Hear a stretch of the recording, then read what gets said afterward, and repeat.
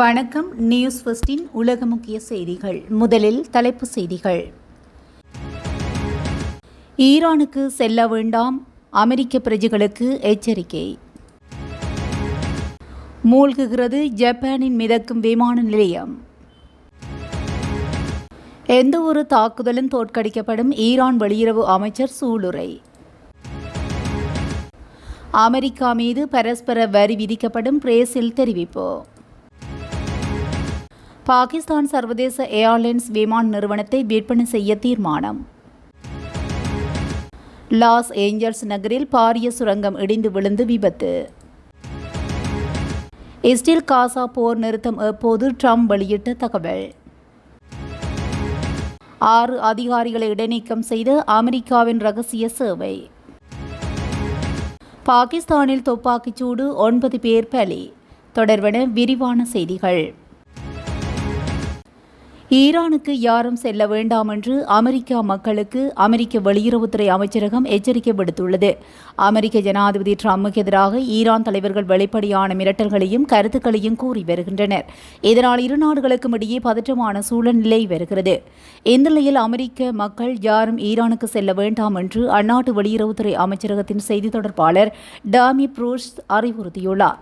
இதுகுறித்து அவர் செய்தியாளர்களிடம் பேசியதாவது, ஈரானுக்கு பயணம் செய்ய திட்டமிட்டுள்ள அமெரிக்கர்கள், குறிப்பாக ஈரானிய அமெரிக்க இரட்டை குடிமக்களுக்கு கடுமையான பாதுகாப்பு அச்சுறுத்தல்கள் உள்ளன.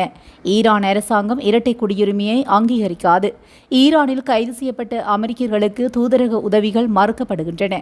தாக்குதல்கள் நிறுத்தப்பட்டாலும் ஈரானுக்கு செல்வது பாதுகாப்பானது இல்லை என்று, இதற்காக தனி இணையதளம் உருவாக்கப்பட்டுள்ளது என்று இவ்வாறு அவர் கூறியுள்ளார். ஜப்பானின் ஓசாகா கடல் பகுதியில் அமைந்துள்ள பொறியியல் அதிசயம் என கருதப்பட்ட கன்சாய் சர்வதேச விமான நிலையம் தற்போது மூழ்கத் தொடங்கியுள்ளது. தென்கிழக்கு ஆசிய நாடான ஜப்பானின் ஓசாகா நகரின் செயற்கை தீவில் கன்சாய் சர்வதேச விமான நிலையம் அமைக்கப்பட்டுள்ளது. இந்த விமான நிலையத்தின் ஓடுபாதை கடல் பரப்பின் மேல் மிதப்பது போன்று வடிவமைக்கப்பட்டுள்ளது. கடலின் மேற்பரப்பில் மிதப்பதற்காக களிமண் பயன்படுத்தி இதன் அஸ்திவாரத்தை அமைத்தனர். இந்த கட்டமைப்பு நீண்ட காலம் தாக்கு பிடிக்கும் என கருதப்பட்ட நிலையில் தற்போது கணிப்புக்கு முன்னதாகவே கடலுக்கு மூழ்கத் தொடங்கியுள்ளது. செயற்கை தீவின் மேற்பரப்பு 13 அடியும் விமான நிலையம் 45 அடியும் மூழ்கியுள்ளன. இது விமான நிலையத்தின் ஸ்திரத்தன்மை மற்றும் புயலை தாங்கும் தன்மை குறித்து கேள்விகளை எழுப்பியுள்ளது.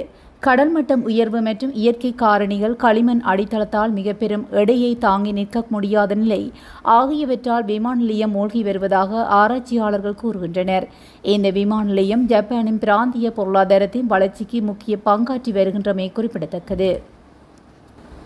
ஈரானுக்கும் அமெரிக்காவுக்கும் இடையிலான அணுசக்தி ஒப்பந்தம் தொடர்பான வெற்றிகரமான பேச்சுவார்த்தையை தொடர இஸ்ரேல் நாசப்படுத்தியதாக ஈரானிய வெளியுறவு அமைச்சர் அப்பாஸ் அராக்சி குற்றம் சாட்டியதாக செய்திகள் வெளியாகினது.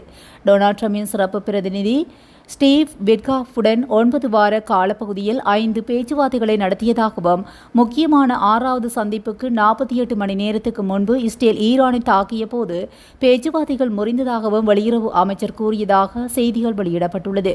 ஜோ பைடன் நிர்வாகத்தின் கீழ் 4 ஆண்டு பேச்சுவார்த்தைகளை விட அமெரிக்காவின் பிரதிநிதியுடனான பேச்சுவார்த்தைகள் அதிக முன்னேற்றம் அடைந்ததாகவும் அப்பாஸ் அராக்சி கூறினார். இஸ்ரேல் தமது அணுசக்தி நிலையங்கள், வீடுகள், மருத்துவமனைகள், முக்கிய எரிசக்தி உள்கட்டமைப்பு மற்றும் சிறைச்சாலைகளில் கூட குண்டு வீசி ராஜேந்திரத்தை காட்டிக் கொடுத்ததாக குற்றம் சாட்டி ஈரானிய வெளியுறவு அமைச்சர், தீர்வுகளை விட மோதல்களை விரும்பும் ஒரே நாடு இஸ்ரேல் என்று அவர் கூறியுள்ளார். அமெரிக்காவின் நட்பு நாடாக நடிக்கும் ஒரு அரசால் ஈரான் அமெரிக்க பேச்சுவார்த்தைகளில் வெற்றி நாசமாகப்பட்டது. ஐநா மேற்பார்வையின் கீழ் அமைதியான அணுசக்தி திட்டத்துக்கு ஈரான் எப்போதும் உறுதி பூண்டுள்ளது. முழு அளவிலான பிராந்திய போரை தடுக்க நாங்கள் பொறுப்புடன் செயல்படவும் உறுதி பூண்டுள்ளோம். அதை பலவீனமாக தவறாக புரிந்து கொள்ளக்கூடாது. எதிர்காலத்தில் ஈரானுக்கு எதிரான எந்த ஒரு தாக்குதலையும் தோற்கடிக்க நாங்கள் தயங்க மாட்டோம். மேலும் இதுபோன்ற மோதல் மீண்டும் ஏற்பட்டால் ஈரான் எவ்வளவு சக்தி வாய்ந்தது என்பதை நாங்கள் அறிவோம் என்று ஈரானிய வெளியுறவு அமைச்சர் நியூஸ் வீக் செய்தித்தாளில் கூறியதாக மேற்கோள் காட்டப்பட்டுள்ளது. அமெரிக்க ஜனாதிபதி டொனால்ட் ட்ரம்ப் அதிக வரிகளை விதித்ததற்கு பிரேசில் ஜனாதிபதியும் தனது நாடும் அதே பலத்துடன் பதிலடி கொடுக்கும் என்று மிரட்டல் விடுத்துள்ளார். குறிப்பாக பிரேசிலுக்கு 50% வரி விதித்து ட்ரம்ப் அதிரடி காட்டியுள்ளார். இது வர்த்தக போர் அபாயத்தை அதிகரித்துள்ளது. இந்த புதிய வரி விதிப்பு ஆகஸ்ட் 1 முதல் நடைமுறைக்கு வரும் என்று அறிவிக்கப்பட்டிருந்தது. பாகிஸ்தான் அரசுக்கு சொந்தமான பாகிஸ்தான் சர்வதேச ஏர்லைன்ஸ் விமான நிறுவனம் கடுமையான நிதி சிக்கலில் உள்ளதனால் அந்நிறுவனத்தை விற்கும் முயற்சியை பாகிஸ்தான் அரசு தீவிரப்படுத்தியுள்ளதாக வெளிநாட்டு ஊடகங்கள் செய்தி வெளியிட்டுள்ளன. விலைக்கு வாங்குவதற்கான ஏலத்தில் பங்கேற்க 4 உள்ளூர் நிறுவனங்கள் தகுதி பெற்றிருப்பதாக தனியார் மயமாக்கல் ஆணையம் அறிவித்துள்ளது. அக்டோபர் முதல் டிசம்பர் மாதம் வரையிலான காலப்பகுதியில் ஏலம் நடக்கும் என்று எதிர்பார்க்கப்படுகின்றது. அமெரிக்காவின் கலிபோர்னியா மாகாணத்தில் லாஸ் ஏஞ்சல்ஸ் நகரில் பூமிக்கு அடியில் 18 மீட்டர் அகலத்தில் கழிவு நீர் வெளியேற்றுவதற்காக 60,000 கோடி ரூபாவில் புதிதாக சுரங்கம் அமைத்து பாதாள சாக்கடை திட்டம் மேற்கொள்ளப்படுகிறது. இந்த திட்டத்தில் சுமார் 150க்கும் மேற்பட்ட தொழிலாளர்கள் இரவு பகல் பாராமல் வேலை பார்த்து வருகின்றார்கள். சுமார் 75% மேல் இந்த புதிய சுரங்கம் அமைக்கும் பணி முடிவடைந்தது. எனினும் சுரங்கம் தோண்டுவதற்காக வழங்கப்பட்ட கால அவகாசம் முடிவடைந்தால் கூடுதலாக தொழிலாளர்கள் நியமிக்கப்பட்டு மும்முரமாக பணி நடந்து வந்தது. அப்போது அந்த சுரங்கம் திடீரென இடிந்து விழுந்து விபத்துக்குள்ளானது. தகவல் அறிந்த மீட்புத் துறையினர் சம்பவ இடத்துக்கு விரைந்து வந்த நிலையில் 31 தொழிலாளர்கள் சிக்கியிருப்பது தெரியவந்துள்ளது. நீண்ட நேர போராட்டத்துக்கு பிறகு சுரங்கத்தில் சிக்கிய 31 தொழிலாளர்களும் உயிருடன் பத்திரமாக மீட்கப்பட்டனர். இஸ்ரேல் காசா இடையே போர் நிறுத்தம் இந்த வாரம் அல்லது அடுத்த வாரத்தில் எதிர்பார்க்கலாம் என அமெரிக்க ஜனாதிபதி டொனால்ட் ட்ரம்ப் கூறியுள்ளார். தற்போது இஸ்ரேல் காசா இடையே போர் நிறுத்தம் தொடர்பாக இருதரப்பிலும் அமெரிக்க ஜனாதிபதி ட்ரம்ப் பேச்சுவார்த்தை நடத்தி வருவதாக கூறப்படுகிறது. இது தொடர்பாக அவர் இஸ்ரேல் பிரதமர் நெதன்யாகுவை சமீபமாக 2 முறை சந்தித்து பேசியுள்ளார். இந்நிலையில் நெதன்யாகுவுடனான சந்திப்புக்கு பின்னர் அமெரிக்காவில் செய்தியாளர்களின் கேள்விக்கு பதிலளித்த ட்ரம்ப் இந்த வாரம் அல்லது அடுத்த வாரத்தில் காசாவில் போர் நிறுத்தம் வர வாய்ப்பு உள்ளது என நான் நினைக்கின்றேன். எப்போது என உறுதியாக சொல்ல முடியாது. எனினும் இந்த வாரத்தில் இஸ்ரேல் காசா இடையான போர் நிறுத்தம் ஒப்பந்தம் கையெழுத்தாகலாம்.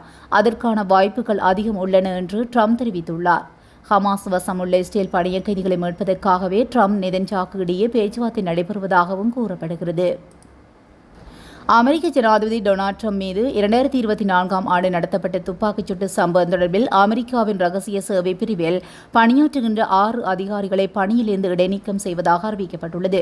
குறித்த அதிகாரிகள் 10 - 42 நாட்களுக்குள் சம்பளம் இல்லாமல் இடைநீக்கம் செய்யப்படுவதாக துப்பாக்கிச்சூட்டு சம்பவம் நிகழ்ந்து ஓராண்டாவதுக்கு ஒரு நாளுக்கு முன் ரகசிய சேவை பிரிவு அறிக்கை வெளியிட்டுள்ளது. இடைநீக்கம் செய்யப்படும் அதிகாரிகள் சம்பவத்தை அடுத்து விசாரணை முடியும் வரை கட்டுப்படுத்தப்பட்ட பணிகளில் ஈடுபடுத்தப்படுவார்கள். இந்நிலையில் இடைநீக்கம் செய்யப்பட்ட அதிகாரிகள் தங்களுக்கு விதிக்கப்பட்ட தண்டனையை எதிர்த்து மேல்முறையீடு செய்ய அனுமதிக்கப்பட்டுள்ளனர். பாகிஸ்தான் நாட்டில் பலுசிஸ்தான் மாகாணத்தில் பேருந்தில் சென்ற 9 பயணிகள் சுட்டுக் கொலை செய்யப்பட்டனர். குவேடாவிலிருந்து லாகூர் சென்று கொண்டிருந்த பேருந்தை வழிமறித்து துப்பாக்கிச்சூடு நடத்தியுள்ளனர். ஆயுதமேந்திய கிளர்ச்சியாளர்கள் பயணிகளை இறக்கி சோதனை செய்த பிறகு 9 பேரை சுட்டுக் கொன்றதாக தெரிவிக்கப்பட்டுள்ளது. இதுபோன்ற செய்திகளை உடனுக்குடன் தெரிந்து கொள்ள நியூஸ் ஃபர்ஸ்டுடன் இணைந்திருங்கள். நன்றி, வணக்கம்.